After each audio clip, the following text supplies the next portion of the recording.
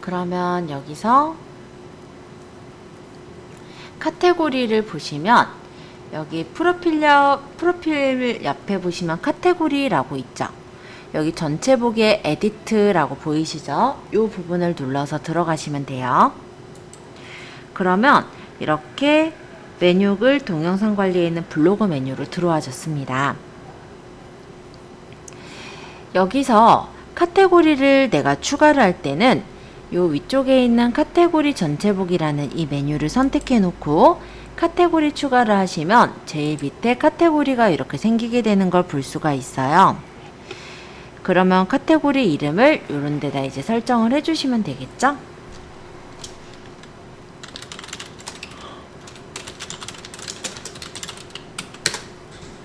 예를 들어 제가 여행을 떠나요라는 게시판이 있어서 그냥 똑같이 여행을 떠나요 1이라고 만들어 봤어요. 자, 만약에 이것과 같은 수준의 카테고리를 또 하나 만들겠다 라고 한다면 다시 위쪽에 있는 카테고리 전체 보기를 눌러주시고 카테고리 추가를 하시면 밑에 또 이렇게 카테고리가 생깁니다. 그러면 이런 식으로 카테고리를 만들어 보실 수가 있겠죠. 자, 23페이지에 3번 내용들 보시면서 카테고리 한번 만들어 볼게요.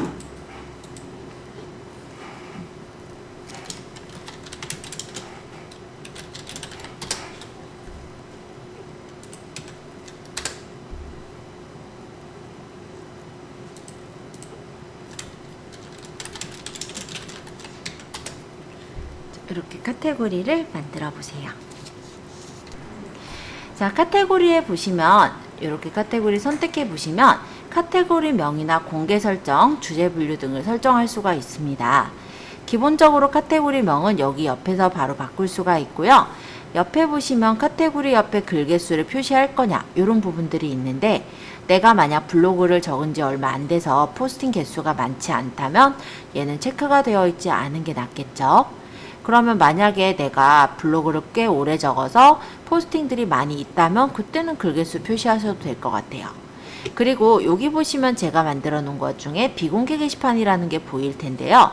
여기 자물통이 잠겨져 있죠. 이거는 뭐냐면 나만 볼 수 있는 게시판인 거예요. 그런 게시판은 내가 게시판 카테고리를 만들고 나서 비공개로 세팅을 해두시면은 나만 보는 그런 게시판이 되는데요.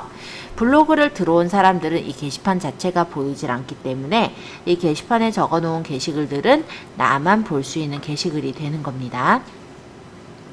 네, 우리는 마케팅의 목적이기 때문에 보통은 공개 게시판을 많이 활용할 거고 전체 공개를 시킬 거예요. 근데 몇 가지 이제 보니까 오늘 같은 경우도 나만 일단 알고 싶은 어떤 정보들이 있는 경우가 있더라고요.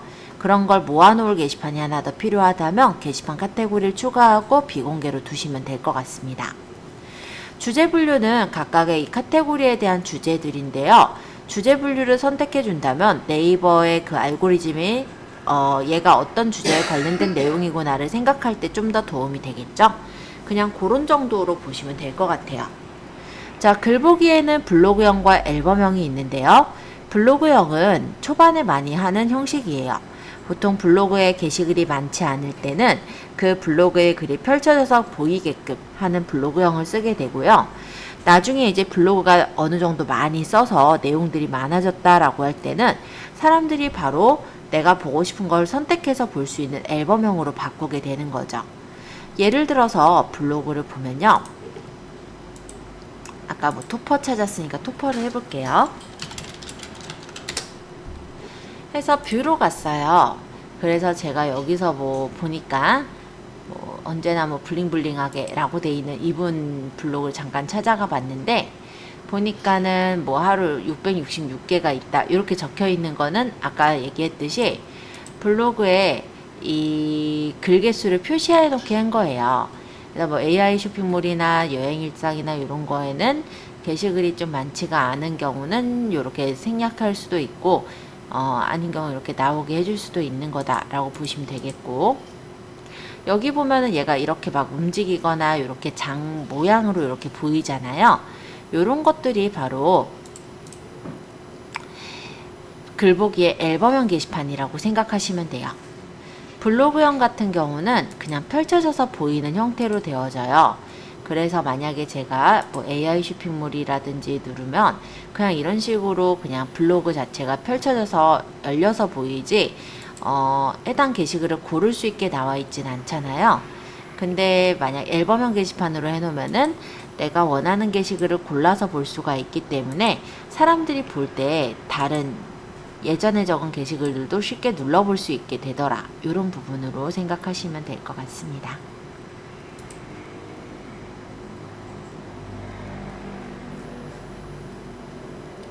자, 그리고 여기서 만약 여행을 떠나요라는 이 게시판을 조금 더 나눠서 게시를 하고 싶다면 해당 카테고리를 선택해 놓고 카테고리 추가를 하는 경우 하위 카테고리가 만들어져요. 그래서 이렇게 만들고 여기다 뭐 국내 해서 적거나 요 국내랑 똑같은 수준의 하위 카테고리를 만들 거라면 그 국내의 상위 카테고리인 여행을 떠나요를 선택해 놓고 카테고리 추가하면 이렇게 똑같은 수준의 카테고리를 만들 수가 있어요. 그리고 카테고리에 만약에 내가 너무 많이 만들어 삭제를 해야 된다.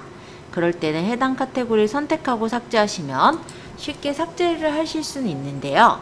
카테고리 안에 있는 글도 바로 삭제가 되기 때문에 혹시 글이 들어있는 이렇게 포스팅이 들어있는 카테고리를 삭제하실 때는 카테고리 안에 있는 내용들이 문제없이 삭제돼도 되는 내용인지 살펴보셔야 할 것 같습니다.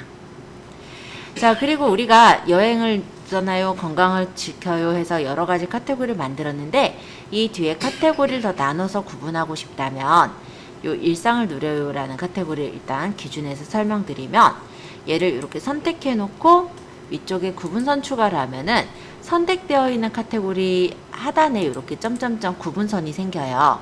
그래서 카테고리를 구분해 가면서 배치를 할 수가 있으므로 이 부분도 좀 확인해 두시면 좋을 것 같습니다. 자, 만약에 카테고리를 다 만들었다면 밑에 확인 버튼을 누르시면 저장 중 뜨면서 성공적으로 반영되었다고 뜰 테고요. 실제 내 블로그로 가서 카테고리를 확인해 보시면 이렇게 카테고리가 늘어난 걸 확인하실 수가 있어요. 자, 카테고리 부분에 질문사항 봤고요. 특별히 질문 없으시면 상단 메뉴 설정하기 계속 보도록 할게요. 자, 카테고리를 우리가 만들었을 때 블로그에서는 이렇게 카테고리가 보여지는데요. 이렇게 앞쪽이 보이게도 될 수 있지만 위젯에 따라서 뒤쪽에 카테고리가 들어가게 될 수도 있어요. 또 실제 블로그를 우리가 만약 프롤로그 형식으로 본다면 카테고리 자체가 보이질 않습니다. 그래서 내가 이제 저 많은 카테고리들 중에서 주로 보였으면 하는 카테고리를 이 위쪽에 상단 메뉴에 꺼내 놓을 수가 있는데요. 내 메뉴의 관리로 갔을 때 메뉴글 동영상 관리에 상단 메뉴 설정에서 상단 메뉴를 꺼내시는 게 가능합니다. 요 아래쪽에 보시면 선택한 메뉴라고 해서 상단 메뉴 지정하는 창이 있는데요. 여기서 내가 4개까지 상단 메뉴로 꺼내 놓을 수가 있어요. 그래서 상단에 꺼내고 싶은 메뉴를 선택하시고 선택을 누르시면 이렇게 메뉴가 꺼내지니까 참고해 주시면 좋을 것 같아요. 자, 그러고 확인하면은 상단 메뉴가 성공적으로 반영이 되었고 내 블로그로 가서 보시면은 이 위쪽에 카테고리 말고도 상단 메뉴들이 배치가 된 걸 확인할 수가 있죠. 이 상단 메뉴는 블로그 탭에서도 보이지만 프롤로그 탭에서도 보이거든요. 그래서 주로 자주 쓰는 카테고리 4개까지를 상단 메뉴로 꺼낼 수 있더라. 이렇게 봐주시면 될 것 같아요. 자, 상단 메뉴 설정하기 한 번씩 보시면서 질문 받도록 하고 딱히 질문이 없다면 이따가 조금 쉬었다가 블로그 꾸미기로 바로 들어갈게요. 자, 카테고리를 만드시고 상단 메뉴를 추가해 주시면 돼요. 그리고 다 하신 분은 조금 쉬었다가 2시부터 블로그 타이틀 만드는 것부터 들어가 보도록 하겠습니다. 자, 간판을 만들 때는 이전에 우리가 배웠던 포토스케이프 미리 캔버스를 활용해서 간판을 만들 거기 때문에 책하고는 살짝 다르기는 합니다. 좀 많이 넘겨서 36페이지쯤을 볼까요? 자, 우리가 할 거는 바로 타이틀 꾸미기예요.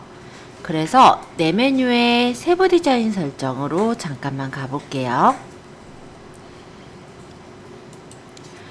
여기에서 타이틀은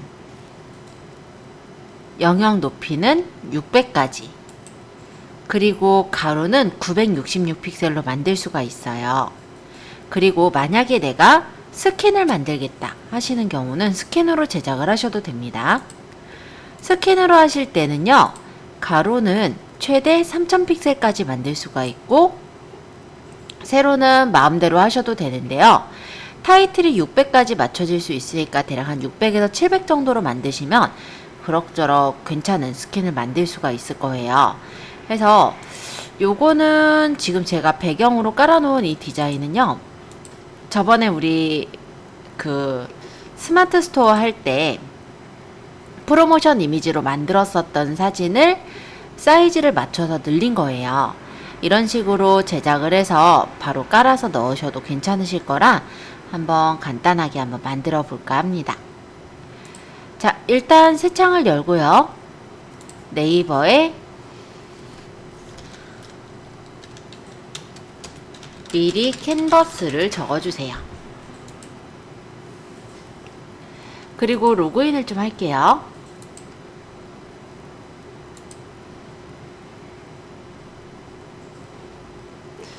그러고 나서 디자인 만들기를 할 건데요. 혹시 스캔으로 넣고 싶으신 분은 가로는 3000픽셀, 세로는 적당하게 한 600에서 700 정도 만드시면 적당하실 것 같아요.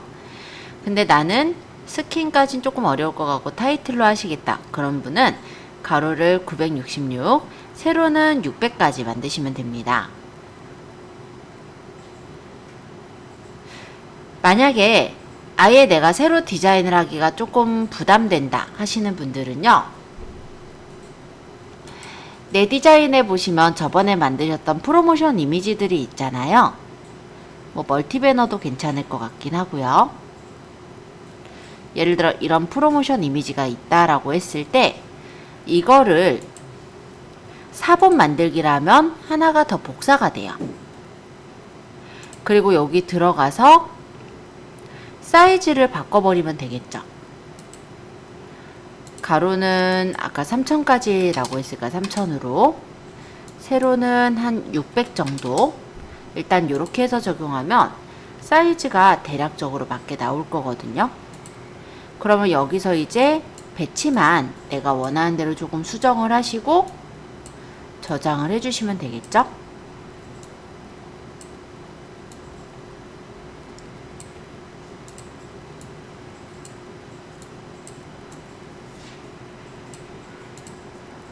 만약 이렇게 만든 이 스킨으로 내가 쓰고 싶다라고 한다면 다운로드를 받아서 PNG로 고해상도 다운로드를 받으시면 될 것 같아요.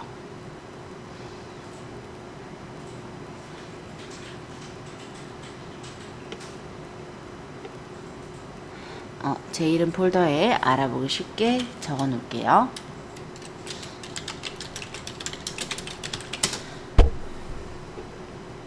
해서 만드시고 이거를 이제 내 메뉴의 세부 디자인 설정에서 좀 전에 만든 스킨 배경을 직접 등록을 이용해서 상단 영역의 파일 등록으로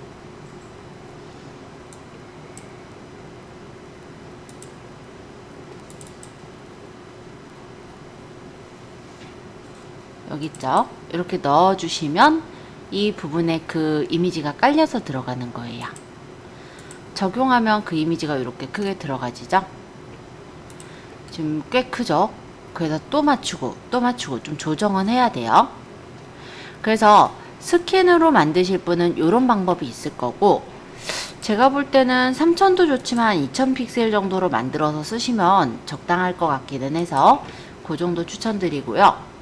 만약에 내가 타이틀로 넣고 싶다 라고 하시는 분은 가로는 966이 맞아요. 세로는 50에서부터 600 픽셀까지 늘릴 수가 있기 때문에 적당하게 사이즈 설정하셔서 쓰시면 될 것 같아요. 만약 600이 좀 큰 것 같다 하면은 뭐 300으로 조절해 볼까요? 그러고 디자인만 조금 수정해서 맞추시면 되잖아요.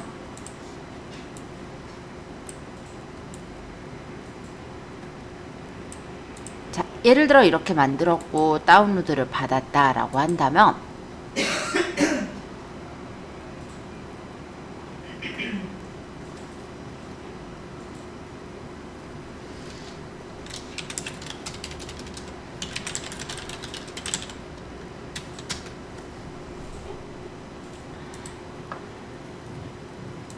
아까 제가 스킨을 넣었으니까 스킨 배경은 그냥 컬러 흰색으로 바꿔버릴게요. 타이틀을 아까 제가 300으로 만들었으니까 영역 높이를 300으로 놓고 직접 등록해서 파일 등록을 해서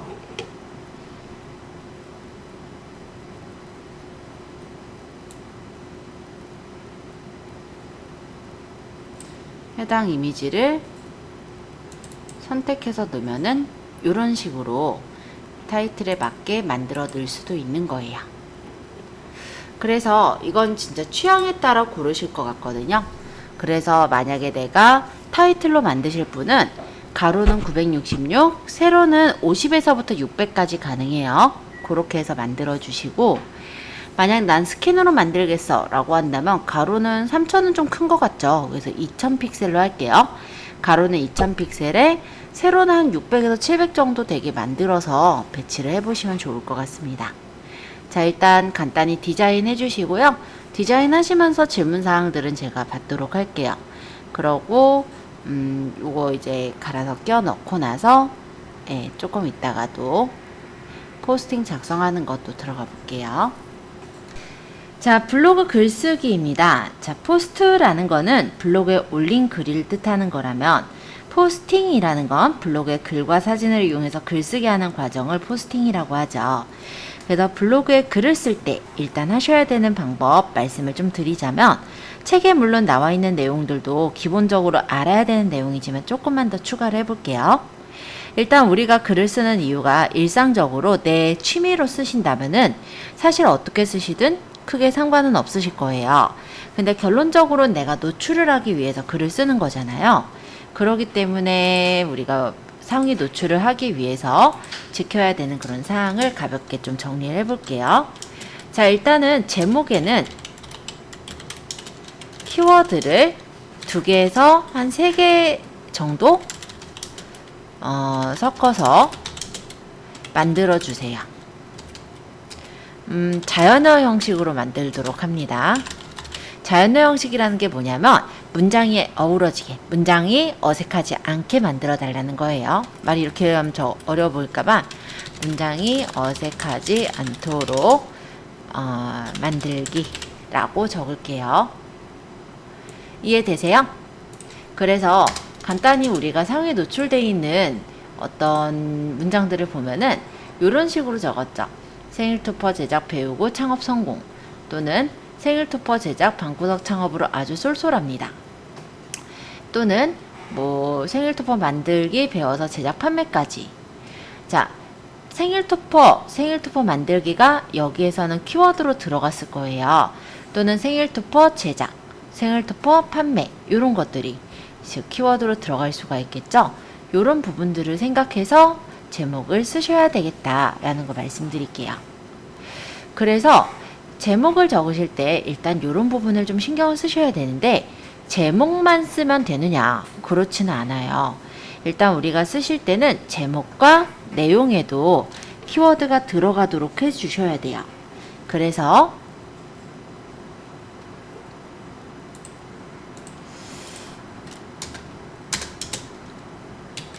내용에도, 그러니까 본문에도 키워드를 반복해서 적을 것이라는 건데, 반복을 한다라고 해서 무작정 반복하는 건 아니고, 예를 들어서 말의 문맥에 맞게 중간중간마다 내 키워드들을 박아 넣는다고 생각하시면서 쓰시면 돼요. 그래서 그냥 간단히 말하면 글짓기를 하는 거예요.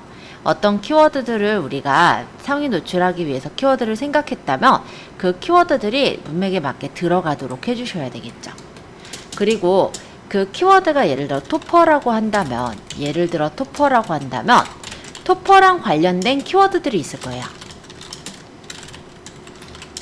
뭐 문장 같은 거, 문장이랄까 낱말이랄까 요런 것들이 그 안에 들어가 있다면 블로그가 생각하기론 여기가 진짜 신뢰성 있는 내용들을 담고 있구나 라고 생각해서 상위 노출을 잘 시켜줄 수가 있겠죠. 그래서 키워드만 넣는다기보다도 아까 보면 뭐 토퍼랑 관련된 여러가지 뭐 생일도 해당이 될 수 있을 거고 아니면 뭐 응원이나 뭐 이런 것들도 좀 관련이 될 수 있잖아요. 그래서 내가 이번에 포스팅을 한다라고 한다면 그 포스팅에 이 키워드와 관련돼 있는 어떤 낱말 같은 것들도 문맥에 맞게 잘 적어주실 것이라는 거를 좀 말씀을 드릴게요. 그 이유가요. 예를 들어서 제가 여기다가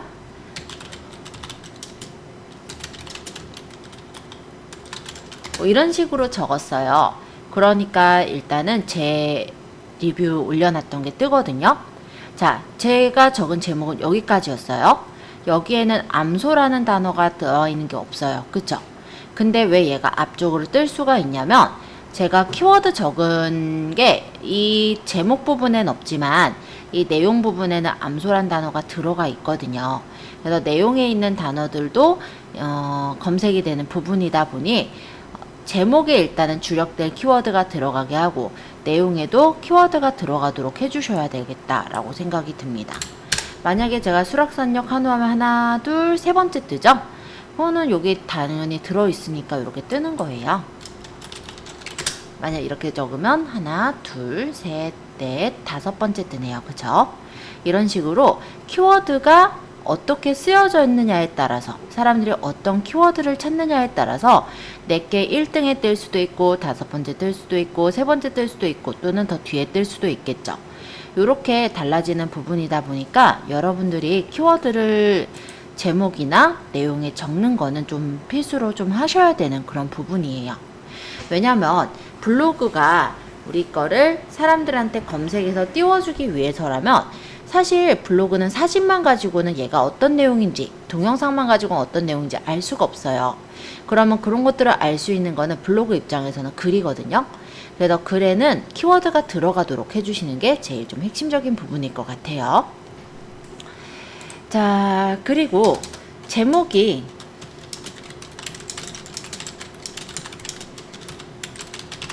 너무 길면 안 돼요. 이게 글 제목이 너무 길어지게 되면은 이렇게 글씨가 점점점 줄어들어서 안 보이거든요.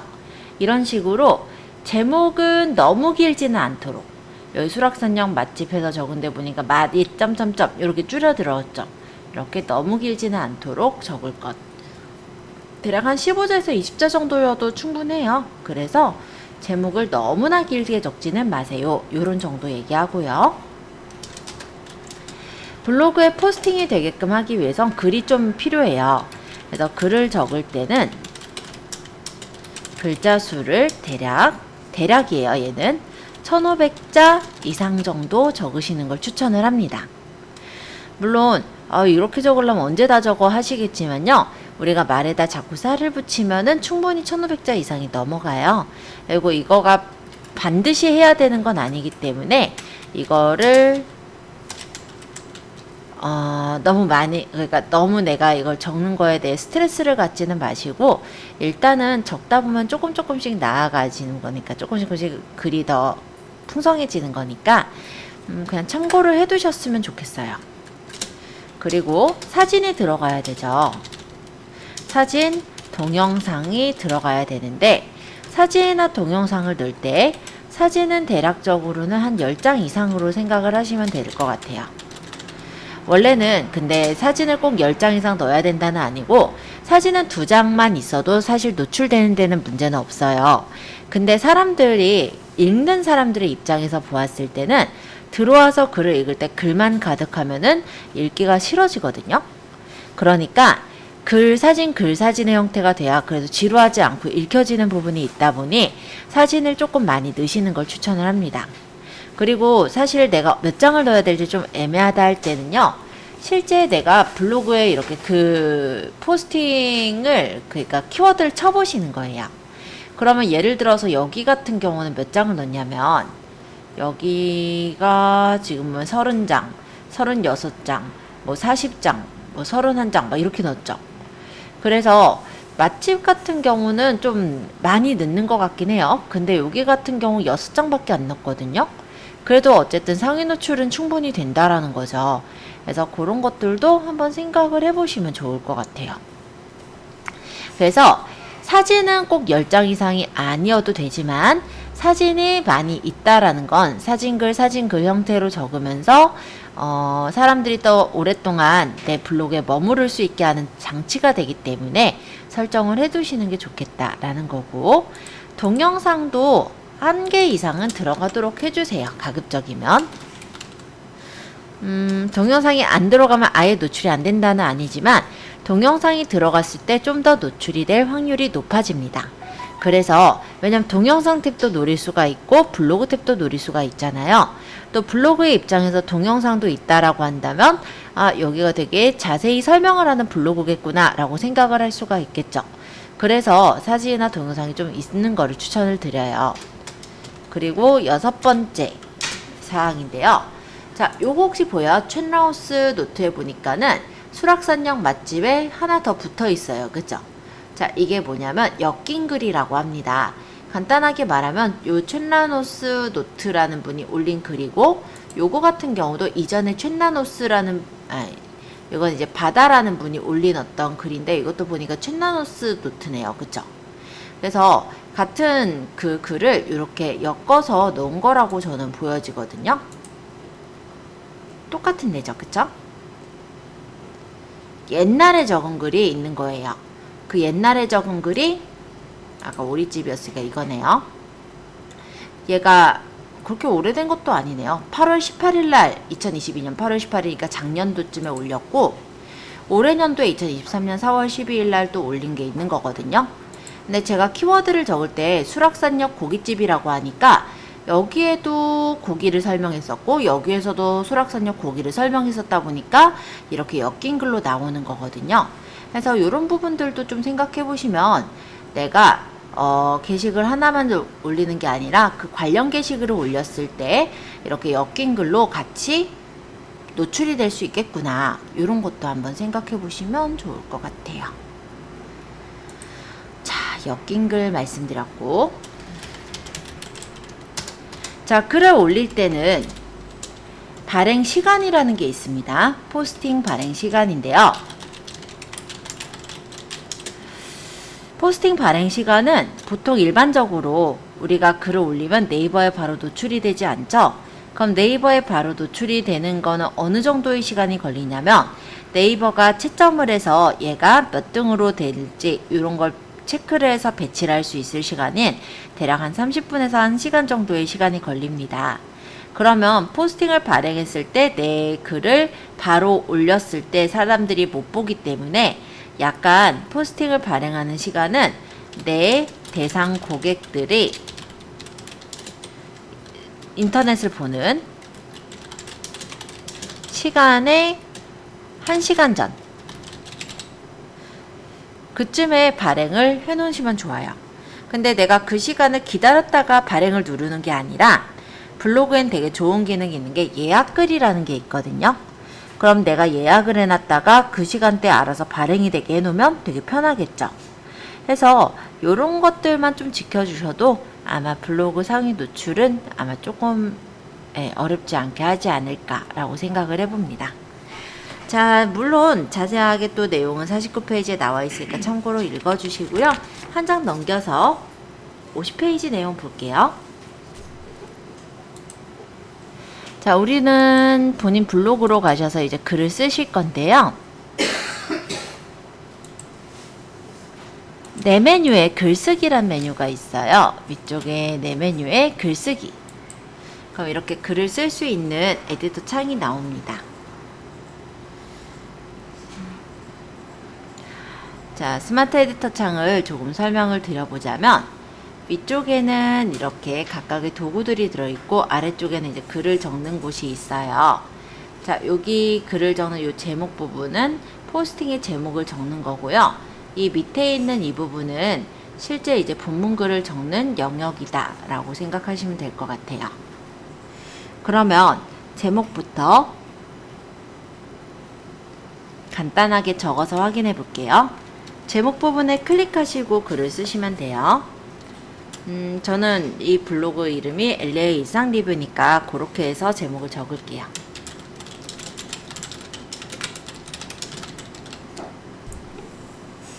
그리고 내용을 적는 이 부분을 클릭하시고 할 내용을, 그러니까 포스팅할 내용을 적어주시면 됩니다.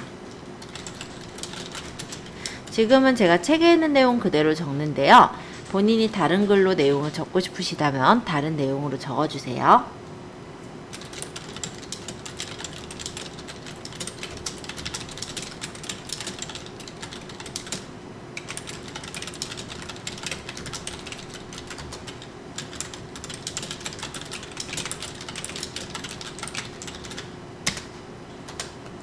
이렇게 적어 보았어요. 자, 만약에 진짜 기본적으로 블로그만 적었다면 이렇게 하고 위쪽에 발행을 누르면 실제 발행이 될 겁니다. 근데 우리가 지금은 블로그 발행하기 전에 블로그의 각각의 기능들을 좀 살펴볼까 하니까 일단 이렇게 내용만 적어주시고 아직 발행은 하지 마세요. 자, 이 위쪽에 메뉴에서 첫 번째 있는 이 사진은 내 컴퓨터에 있는 사진을 넣는 메뉴예요. 그래서 여기 사진을 누르면 내 컴퓨터에 있는 사진들이 이렇게 보이고 마음에 드는 사진을 선택해서 사진을 집어넣을 수가 있어요. 만약에 이런 사진을 넣겠다면 해당 사진을 선택하고 열기 하시면 사진이 이렇게 올라가는 메뉴가 사진이라고 합니다. 그리고 사진을 한 장만 넣을 수도 있겠지만 사진을 여러 장을 넣으실 때는 사진을 누른 후에 여러 장의 사진들을 클릭해서 선택을 하시는데요. 이때 여러 장의 사진을 선택할 때는 컨트롤 누르면서 클릭을 하시면 이렇게 다중 선택이 되니까 이것도 참고해 주세요. 그리고 사진을 여러 장을 올릴 때는 사진 첨부 방식을 고를 수 있게 나오는데요. 개별 사진은 그냥 한 장 한 장 올린 것과 같은 역할을 한다면 콜라주는 배치를 해서 하나의 사진이 이렇게 레이아웃이 예쁘게 되어 있는 것처럼 보이고요. 슬라이드는 옆으로 넘기는 형태의 사진 첨부 방식이에요. 개인적으로는 콜라보를 좀 좋아하긴 합니다. 자, 선택해보면 이렇게 이쁘게 사진을 배치를 해주는 거예요.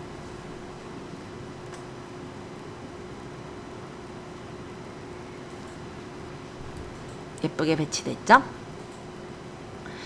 자, 그리고 사진에 대해 조금 더 썰을 풀어보자면 우리가 사진을 넣었을 때 제일 기본적으로 제일 처음에 넣었던 사진이 대표 사진이 됩니다. 그래서 그대로 발행을 하면 얘가 이제 우리가 누군가가 검색을 할 때 좀 다 검색한 창으로 뜨네요.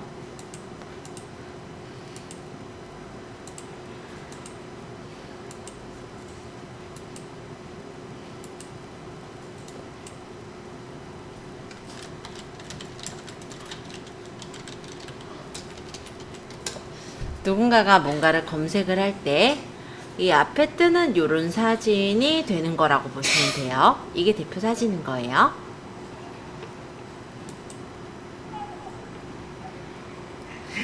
자, 대표 사진은 사진을 그냥 선택해서 내가 대표로 만들고 싶은 사진을 클릭해 주시면 쉽게 선택이 되니까 참고해 주시고, 자, 두 번째, 사진을 내가 수정을 해야 될 때가 있습니다.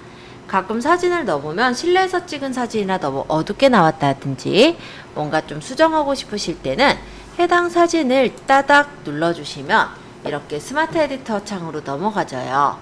그래서 간단하게 우리가 수정을 할 수가 있고, 예를 들어 지금은 보정을 할 거면 보정에 가서 밝기나 채도 등을 보정하실 수가 있어요. 그래서 이런 부분들이 되는 게 사진 메뉴다 라고 생각하시면 될 것 같아요. 자, 두 번째 SNS 사진은 뭐냐면 요거는 인터넷에 있는 페이스북이나 인스타그램의 사진을 불러오는 건데요. 요거는 별로 안 쓰니까 넘어갈게요. 세 번째 메뉴 동영상인데요. 동영상은 동영상을 넣는 거예요. 그래서 동영상 추가를 눌러서 내가 가지고 있는 동영상을 선택해서 넣으면은 사진이 들어가지겠죠.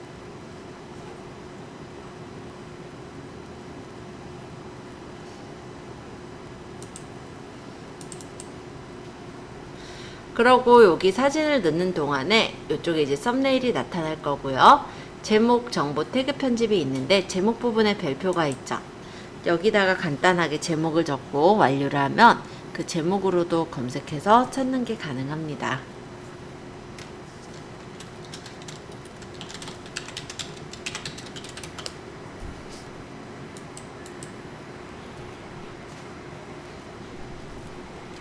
자, 동영상의 경우도 바로 플레이가 되지는 않고요. 지금 편집창에서 빠져나가거든 플레이해서 볼 수 있으므로 그때 보도록 할게요. 자, 옆에 있는 스티커 보도록 하겠습니다. 스티커는 여러가지 스티커 중에 내가 붙일 스티커를 선택해서 고르는 거예요. 그래서 귀여운 스티커들이 많으니까 마음에 드는 스티커를 선택하시면 스티커를 불러다가 가운데 정렬이나 오른쪽 정렬 또는 왼쪽 정렬 이런 식으로 정렬 방식을 고쳐주실 수가 있어요. 자, 그 다음에 인용구인데요. 인용구 같은 경우도 이렇게 말풍선 같은 인용구들이 있어요. 그래서 여기서 간단하게 내용을 적고 인용구의 모양을 바꾸면 내가 원하는 스타일의 인용구를 찾아서 쓰실 수가 있을 거예요.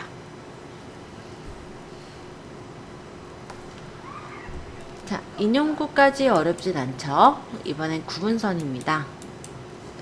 구분선은 여러가지 선으로 구분을 하는 건데 기본적으로 우리가 포스팅을 적었을 때 그 포스팅을 다른 포스팅하고 구분해서 적지 같이 적지는 않잖아요. 그래서 구분선이 특히 필요는 없어서 저는 보통 쓰고 있지는 않아요.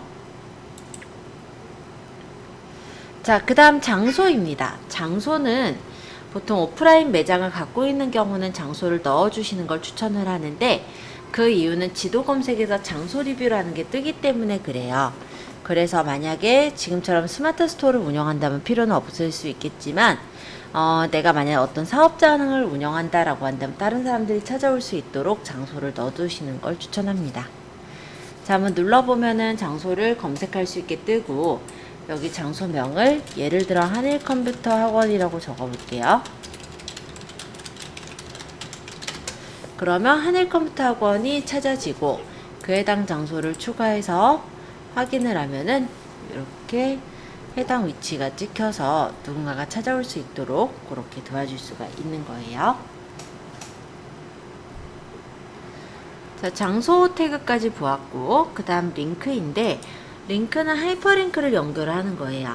그래서 만약에 이런 경우 있죠. 보통 이제 장소라고 한다면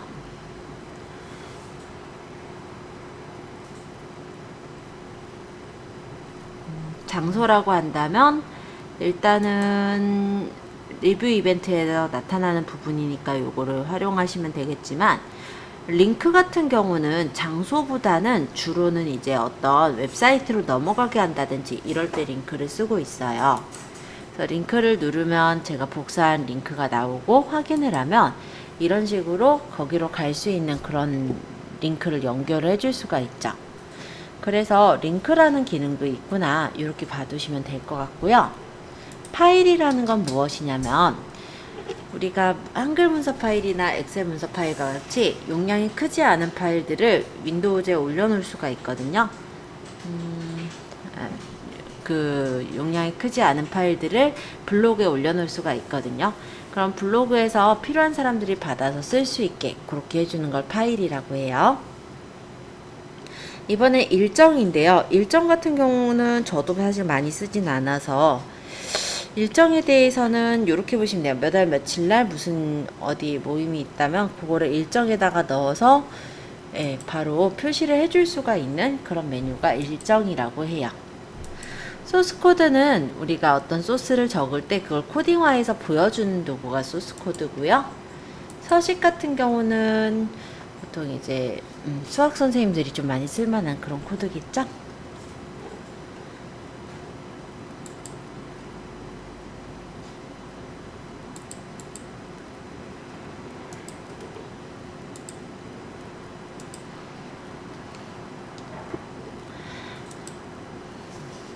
수식까지 해서 쭉 위쪽에 있는 메뉴들은 설명을 드렸고요. 이 밑에 있는 이 부분은 서식 도구 상자라고 해요. 그래서 내가 일반적으로 입력한 이런 글자에 대한 서식을 바꿀 때 쓰시는 게 서식 도구 상자라고 보시면 되겠습니다. 범위를 잡아서 진하게 하거나 아니면은 뭐 기울임을 준다든지 색깔을 다른 색깔로 특이한다든지 이런 식으로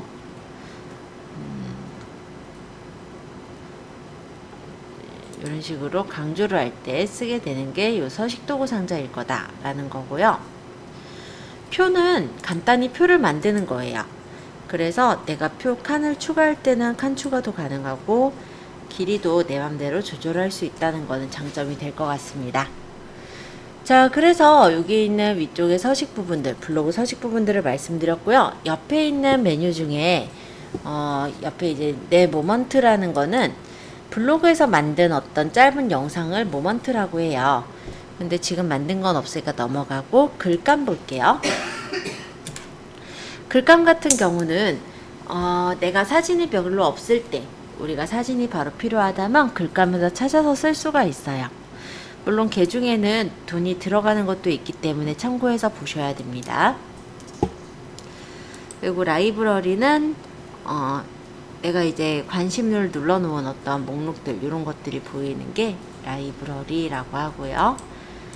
템플릿 같은 경우는 서식이 만들어져 있는 거예요. 그래서 우리가 발행 버튼을 누르면 바로 그 만들어져 있는 서식에서 내용만 고쳐서 쓰실 수가 있더라 라는 겁니다. 자, 그래서 전체적인 에디터 3.0에 대한 기능들을 설명드렸고요. 조금 쉬었다가 이따가는 사진을 활용해서 글쓰기 들어가 볼게요. 자, 그럼 지금 만든 이 문서를 저장하겠다 라고 한다면 오른쪽 상단에 발행이 있습니다. 그래서 카테고리를 내가 원하는 카테고리로 선택하시고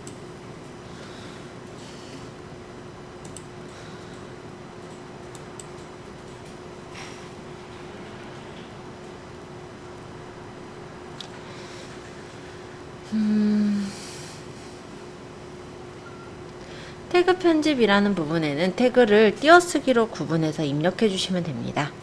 요 발행 시간은 지금 보시듯이 현재랑 예약이 있죠? 맞춰서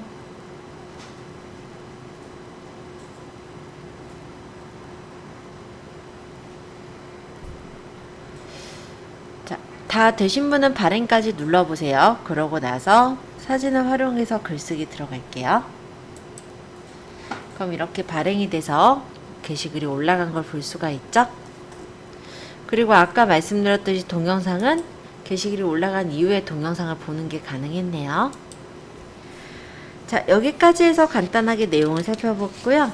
이따가는 스텝 2에 있는 사진 활용하여 글쓰기로 들어갈게요. 지금 3시 20분이니까 3시 반에 들어가죠. 자, 우리가 글을 이제 써볼 거니까 다시 내 메뉴의 글쓰기로 가볼까요? 내 메뉴에 글쓰기. 자, 일단 글을 쓰실 땐 제목을 먼저 적겠죠? 이 제목 부분을 클릭하시고 지금은 책에 있는 내용대로 적을게요. 대추의 효능에 대해 알아봅니다.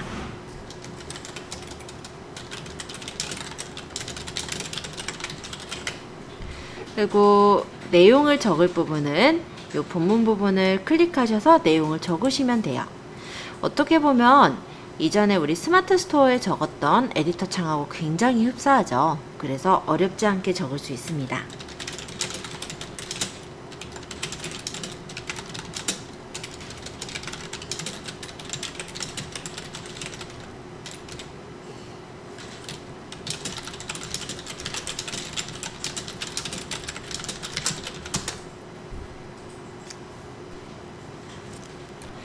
이제 이 밑에다 또다시 사진을 넣어볼 거예요.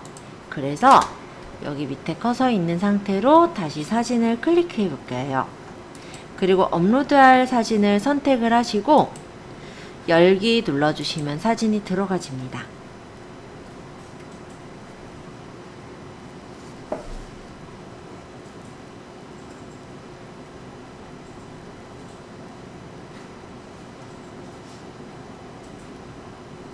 자, 여기까지 되셨다면 이제 발행을 해 볼 건데요.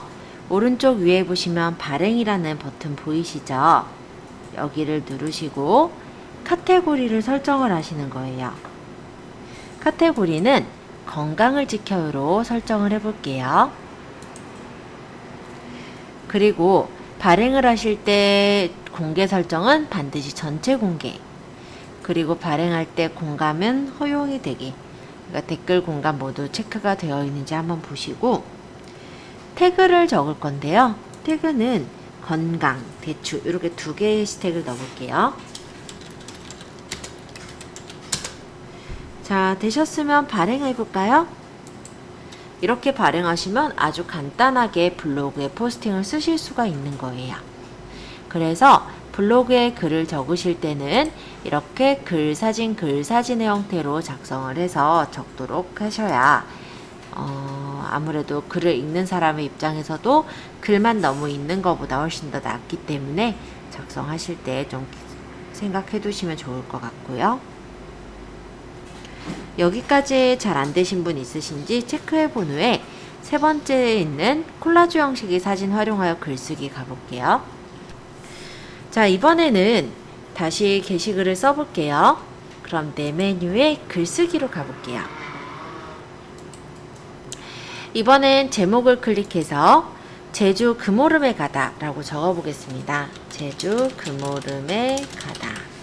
이렇게 제목을 적었는데 우리가 포스팅의 제목을 좀 이쁘게 꾸미고 싶을 때가 있어요. 그럴 때는 나중에 여기다가 커버 사진을 넣을 수도 있습니다. 지금은 바로 넣진 않을 거고 곧 다음 게시물부터 한번 넣어볼게요. 자, 어쨌든 제주 금오름에 가다라는 글씨를 적었고요. 이 밑에 내용을 클릭을 하시면 이렇게 커서가 생기는 걸 볼 수가 있어요. 여기에 본문의 왼쪽에 보시면 플러스 표시 있죠? 여기를 눌러서 사진을 선택을 해주세요. 그리고 업로드할 사진을 고르는 거예요. 여행 2번을 만약 선택하고 열기를 하면 이렇게 여행 2번이 이렇게 업로드가 돼서 들어가지는 걸 볼 수가 있습니다.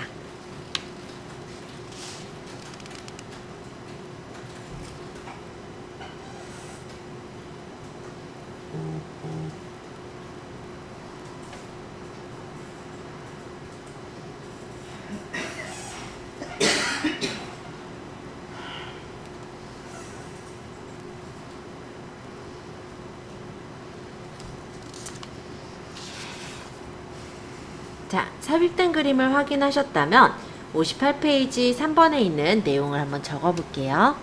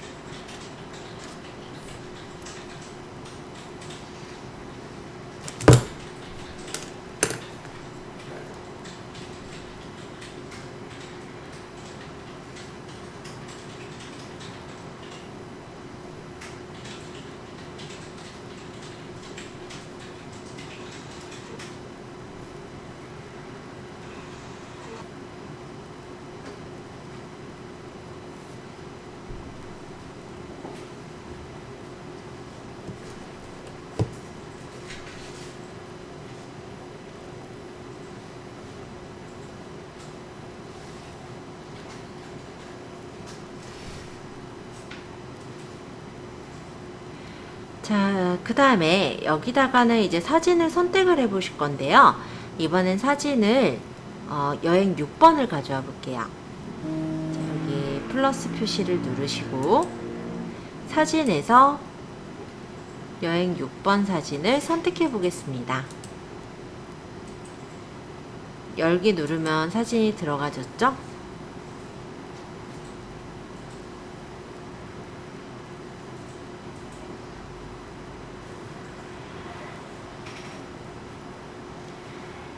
자, 삽입된 사진을 클릭하고 여기 가장자리 보면은 요 흰색 점 보이죠? 이 조절점을 끌어서 크기를 조절해 주실 수가 있어요. 그래서 내가 원하는 크기 정도로 크기를 조절을 해 볼게요. 그리고 기본적으로 사진은 이렇게 왼쪽 정렬이 되어 있을 건데 여기 정렬 방식을 눌러서 가운데로도 한번 배치해 보도록 하겠습니다.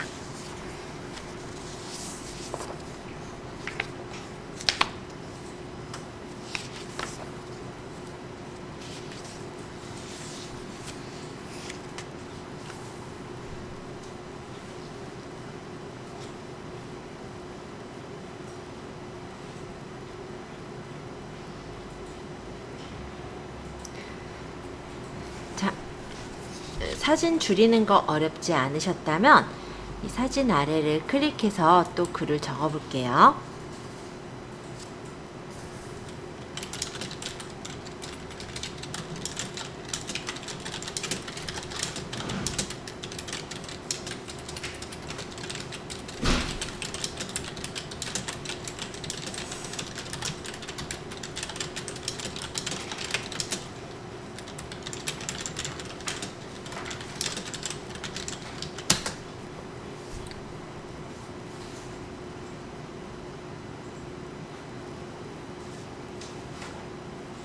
게시글을 적으셨다면 마찬가지로 또 사진을 배치해 볼 건데요.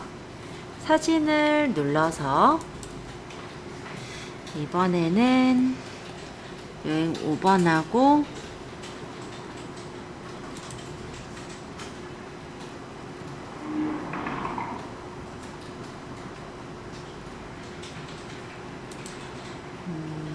여행 7번을 넣겠다 하면은 두 개의 사진을 컨트롤 누르고 선택하고 열기 하시면 돼요. 연속된 사진은 쉬프트, 떨어져 있는 사진은 컨트롤이니까 편하게 두 개의 사진을 선택하시고 열기 하겠습니다. 아까 말씀드린 대로 우리가 사진을 이렇게 2장 이상 가져올 때는 사진 첨부 방식을 고를 수가 있어요. 그래서 지금은 콜라주 형식으로 골라볼게요. 그러면 이렇게 사진이 들어가지는 걸 확인할 수가 있어요.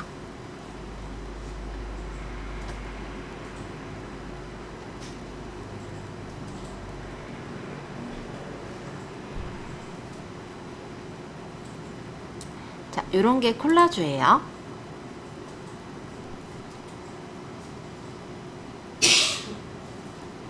사진을 배치해서 놓는 걸 콜라주라고 하는데요. 지금 보면 포스팅보다 바깥쪽으로 삐져나가 있죠?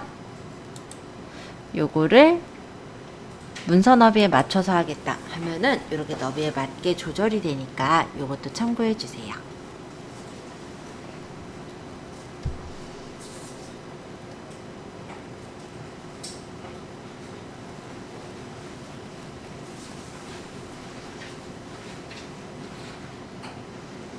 잘 되셨다면 발행도 해볼게요. 발행. 경로는 카테고리를 이번엔 여행을 떠나요로 맞춰보겠습니다. 그리고 댓글 공감 허용인지 보시고 이 밑에 태그를 적을게요. 제주 금오름, 제주도 여행, 여행. 자, 이런 식으로 태그를 적고 발행하시면 태그가 들어가시겠죠?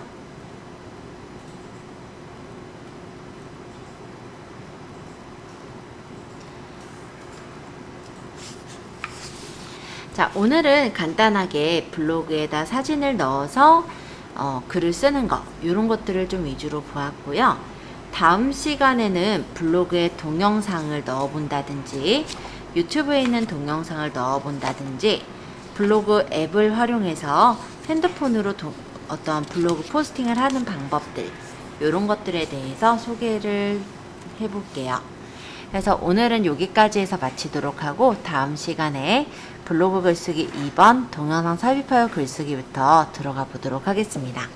아마 블로그에 대한 내용은 다음 시간에 다 맞춰질 거고요.